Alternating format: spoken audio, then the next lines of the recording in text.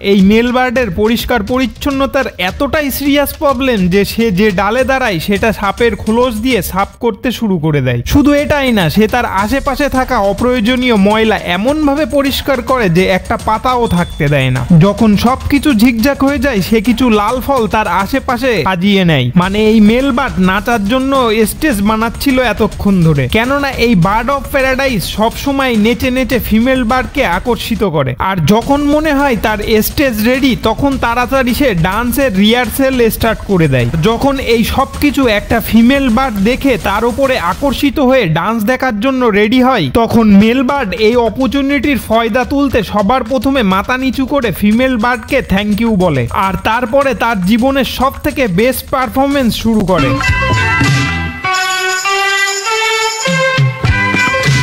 15 মিনিটের স্পেশাল পারফরমেন্সের পরে যখনই নিজের মনের ভালোবাসার কথা বলতে যায়, দুর্ভাগ্যবশত ফিমেল বার্ড রিজেক্ট করে উড়ে চলে যায়, যেটা সবসময় ছেলেদের সাথে হয়েই থাকে।